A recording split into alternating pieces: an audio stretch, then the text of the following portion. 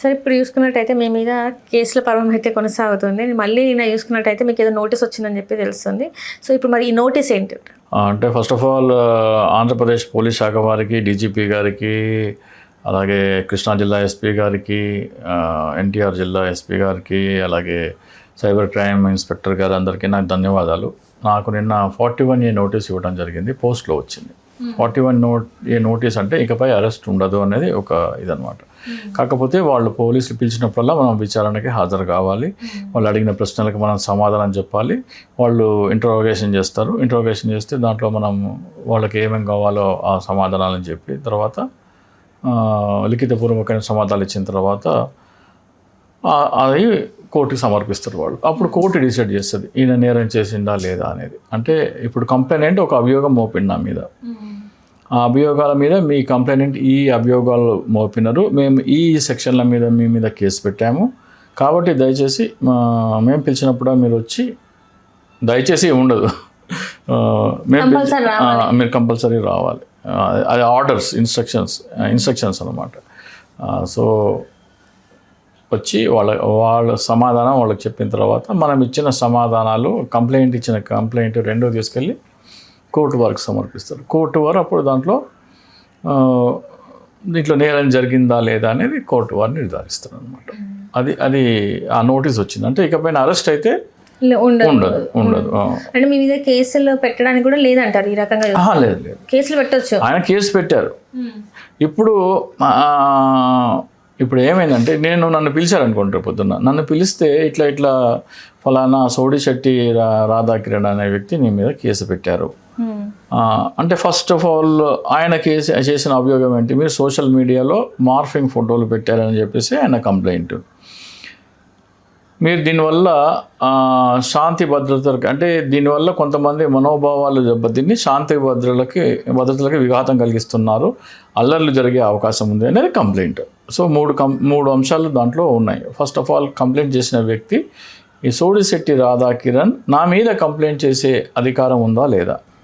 ఎందుకంటే ఆయన చెప్తున్నది ఏంటంటే సోషల్ మీడియాలో పెట్టిన ఒక పోస్ట్ని ఆయన క్యారికేచర్ని మార్ఫింగ్ అంటూ చెప్పాడు. ఫస్ట్ ఆఫ్ ఆల్ అది క్యారికేచర్, మార్ఫింగ్ కాదు. సో అది చెల్లదు.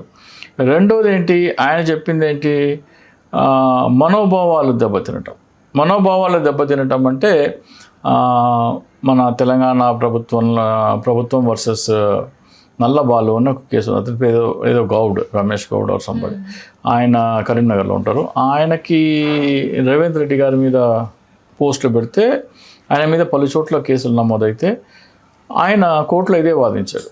నేను రేవంత్ రెడ్డి గారిని విమర్శించాను, రేవంత్ రెడ్డి గారికి ఏమైనా అభ్యంతరం ఉంటే ఆయన నా మీద కేసు పెట్టాలి, కానీ వీళ్ళందరూ ఎవరు, రేవంత్ రెడ్డిని తిడితే వీళ్ళ మనోభావాలు దెబ్బతిన్నాయని కేసు పెట్టే అర్హత వీళ్ళకి లేదు, దాన్ని లోకస్ స్టాండాయ్ అంటారు. అది లేదు, వీళ్ళకి అర్హత లేదు అని చెప్పేస్తే హైకోర్టు ఏం చెప్పిందంటే నిజమే, రేవంత్ రెడ్డికి ఏమన్నా సరే మనోభావాలు దెబ్బతింటే రేవంత్ రెడ్డిని విమర్శిస్తే రేవంత్ రెడ్డి కేసు పెట్టాలి, కానీ వీళ్ళెవరు పెట్టడానికి లేదు అని చెప్తే ప్రభుత్వం ఏం చేసింది, సుప్రీంకోర్టులో, హైకోర్టు ఇచ్చిన తీర్పుని సుప్రీంకోర్టులో ఛాలెంజ్ చేసింది. హైకోర్టు ఈయన సుప్రీంకోర్టుకి వెళ్ళి ఈయన మళ్ళీ అదే వాదనలు ఇస్తే ఈయన నల్లబాలు వాదనలే వాళ్ళు బలపరుస్తూ ఎవరైనా సరే, ఏ వ్యక్తినైనా సరే విమర్శిస్తే ఆ వ్యక్తి మాత్రమే కేసు పెట్టాలి. అగ్రీవ్డ్ పర్సన్ అంటారు, అంటే బాధితుడు. ఎవరైతే విమర్శలు ఎదుర్కొన్నారో, ఎవరైతే నా పరువుకి భంగం కలిగించారని చెప్పారో, లేకపోతే ఎవరికైతే ఉద్దేశించి ఆ వ్యాఖ్యలు చేశారో వారు మాత్రమే కేసు పెట్టాలి. వారిని తిట్టినందుకు ఇతరుల మనోభావాలు దెబ్బతిన్నాయని కేసు పెట్టడానికి కుదరదు, ఆ చట్టరీత్యా దానికి వెసులుబాటు లేదు అని సుప్రీంకోర్టు గైడ్లైన్స్ ఇచ్చింది. సో నేను వెళ్తా సుప్రీంకోర్టు అది కూడా ప్రస్తావిస్తాను నేను. నల్లబాలు అంటే ఇక్కడ చిన్న ప్రాబ్లం ఏమైందంటే, ఆంధ్రప్రదేశ్ పోలీసు వారు ఎఫ్ఐఆర్ నమోదు చేసింది నా మీద 12వ తారీఖు. నల్లబాలు వర్సెస్ తెలంగాణ గవర్నమెంట్ జడ్జిమెంట్ సుప్రీంకోర్టులో ఎప్పుడు వచ్చింది, 2 ఫిబ్రవరి. అంటే కేవలం 10 రోజులు మాత్రమే వ్యత్యాసం ఉంది.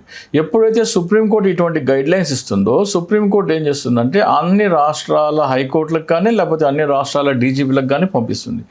డీజీపీ కార్యాలయాలు ఏం చేస్తారంటే ఇక్కడ సుప్రీంకోర్టు గైడ్లైన్స్ ఇచ్చారు, సో ఈ అంశాలు కేసులు పెట్టేటప్పుడు ఈ జాగ్రత్తలు తీసుకోండి అని డీజీపీ గారు ఎస్పీ ఆఫీస్లోకి పంపిస్తారు. ఎస్పీ ఆఫీస్ నుంచి అక్కడి నుంచి మళ్ళీ సంబంధిత పోలీస్ స్టేషన్లకు వెళ్తూ ఉంటాయి. సో 10 రోజుల్లో అయిపోయే ఇది కాదు. సో సుప్రీంకోర్టు గైడ్లైన్స్ అనేవి సైబర్ క్రైమ్ పోలీస్ స్టేషన్కి ఇంకా చేరకపోయి ఉండొచ్చు, 10 రోజులే కాబట్టి. సో ఇప్పుడు నేను అందిస్తాను, అలాగే పైనుంచి కూడా వస్తాయి. సో ఇక పైన పోలీస్ స్టేషన్లో ఈ సమాచారం ఉంటుంది. ఏది, ఎవరైనా సరే ఇట్లా థర్డ్ పార్టీ వస్తే కేసు పెట్టే అవకాశం లేదు అనే సుప్రీంకోర్టు తీర్పు ఇప్పుడు సైబర్ క్రైమ్ పోలీస్ స్టేషన్లో అందుబాటులో ఉంటుంది. సో అక్కడ అంటే కమ్యూనికేషన్ లేదు. 10 రోజులలో 2వ తారీఖు తీర్పు వస్తే 2వ తారీఖు నుంచి మీకు 12వ తారీఖు లోపల సుప్రీంకోర్టు మార్గదర్శకాలు పోలీస్ స్టేషన్ వరకు చేరే అవకాశం లేదు. కాబట్టి వాళ్ళు బహుశా నా మీద ఎఫ్ఐఆర్ నమోదు చేసి ఉండొచ్చు. కాబట్టి అది కూడా క్లియర్ అయిపోతుంది. ఇప్పుడేంటి అని ఈ సోడిశెట్టి రాధాకిరణ్ కానీ మరే ఇతర వ్యక్తులైనా సరే, ఈవెన్ అంబటి రాంబాబు కేసులో కూడా అంబటి రాంబాబు ముఖ్యమంత్రి గారిని దూషించాలని మనోభావాలు దెబ్బతిని చాలామంది కేసులు పెట్టారు కదా, ఆ కేసులన్నీ ఎగిరిపోతాయి ఇప్పుడు. అంబటి రాంబాబు గారి మీద కానీ గతంలో రామ్ గోపాల్ వర్మ మీద కానీ పెట్టిన కేసులు ఇక పైన చెల్లవు. అంటే ఇప్పుడు గతంలో చాలామంది వెళ్ళారు సార్. ఫస్ట్ చూసుకున్నట్టయితే మన సినిమా మాటల రచయిత పోసాని కృష్ణమురళి గారు, మరి ఆయన మీద కూడా అనేక కేసులు ఉన్నాయి కదా సార్. వెళ్ళిపోతాయి. ఎప్పుడు వచ్చిందమ్మా, 2 ఫిబ్రవరి 2024 సారీ 2 ఫిబ్రవరి 2026 అంటే వాళ్ళు ఎంత 26 కదా. సో కేవలం 20 రోజుల క్రితం మాత్రమే వచ్చింది. సో ఈ కేసెస్ వీళ్ళందరికీ ఇంకా రిలీఫ్, ఇటువంటి ఇక పైన ఎవరు నా మనోభావాలు దెబ్బతిన్నాయి, మా సినిమా హీరోని తిట్టినందుకు కానీ లేకపోతే మా రాజకీయ నాయకుడిని తిట్టినందుకు కానీ నా మనోభావాలు దెబ్బతిన్నాయని ఎవడు కేసు పెట్టడానికి లేదు. సో వీరు అంటే స్వేచ్ఛ అనేది ఉంది, మనము ప్రశ్నించడానికి. ఇప్పుడు నా వాదన నేను చెప్తాను, నీ వాదన నువ్వు చెప్పు. ఇది ప్రజాస్వామ్యం అంటే ఎవరి అభిప్రాయం అంటే ఇక్కడ ఆర్టికల్ 19(1)A రాజ్యాంగంలోని ఆర్టికల్ 19(1)A ఏం చెప్తుందంటే freedom of speech and expression, నీ మనోభావాలు నీ అభిప్రాయాలు స్వేచ్ఛగా నిర్భయంగా నువ్వు వ్యక్తపరిచే స్వేచ్ఛ నీకున్నది అన్నది. ఇప్పుడు నేను పవన్ కళ్యాణ్ గారి మీద క్యారికేచర్ వేస్తూ ఆ చిన్న పిల్లోడి కంచంలో నుంచి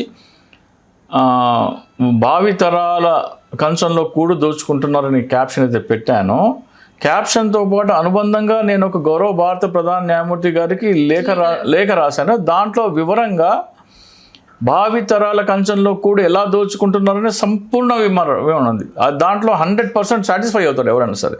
సమగ్ర వివరణ ఉంది దాంట్లో, నేను వేగ్గా ఏం పెట్టలేదు. సో అది ఎందుకు పెట్టాను క్యారికేచరు, అది ఆంధ్రప్రదేశ్ ప్రజలందరి దృష్టిని ఆకర్షించడానికి. ఏముంది అని వాళ్ళ దృష్టిని ఆకర్షించడానికి. అప్పుడు కింద ఏముంది, మన భావితరాల కంచంలో కూడు దోచుకుంటున్న కూటమి నేతలు, ఈ సమాచారం కావాలంటే DICSOOCHI@gmail.comకి మీరు ఈమెయిల్ చేయండి అని ఉంది.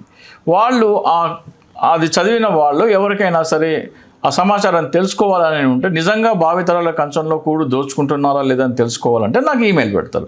అప్పుడు ఏం చేస్తాను, నేను వాళ్ళకి ఆ లెటర్ గౌరవ భారత ప్రధాన న్యాయమూర్తి గారికి ఉద్దేశించబడిన ఫిర్యాదు లేఖ నమూనా వాళ్ళకి పంపిస్తాను. అది వాళ్ళు చదువుకుంటారు. చదువుకున్న తర్వాత వాళ్ళకి నిజమే మన భావితరాల కంచంలో కూడు దోచుకుంటున్నారు అని వాళ్ళకి అనిపిస్తే వాళ్ళు ఫిర్యాదు లేఖ పంపిస్తారు. వాళ్ళు నేను చెప్పిన వాదనతో వాళ్ళు ఏకీభవించకపోతే, సంతృప్తి చెందకపోతే వాళ్ళు దాన్ని పక్కన పడేస్తారు. As simple as that.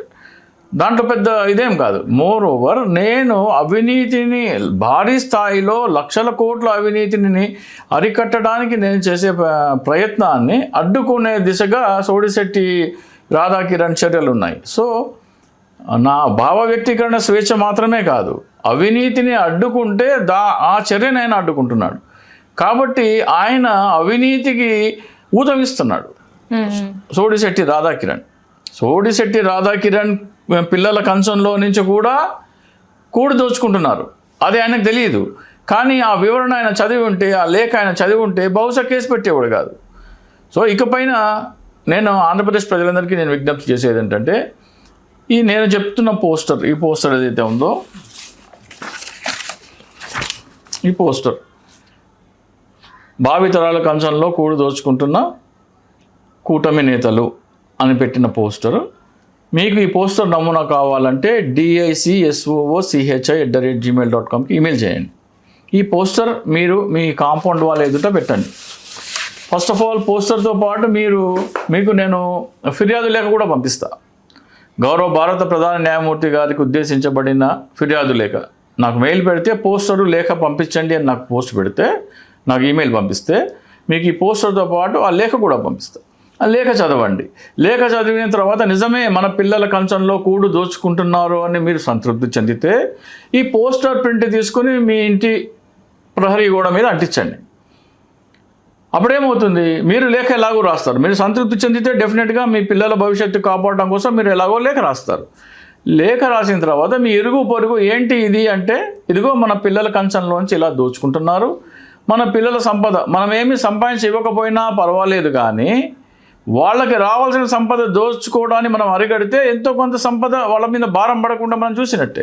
So మనం సంపాదించి ఇవ్వకపోయినా పర్వాలేదు, కానీ వారి హక్కుగా వాళ్ళకి అందాల్సిన ఫలాలని మనం సంరక్షించుకోవాలంటే మనందరము సుప్రీంకోర్టుకి ఈ ఫిర్యాదు లేఖ పంపించాలి అని వాళ్ళు చెప్తారు. అప్పుడేమవుతుందంటే వేలల్లో లక్షల్లో లెటర్స్ వెళ్ళే అవకాశం ఉంది.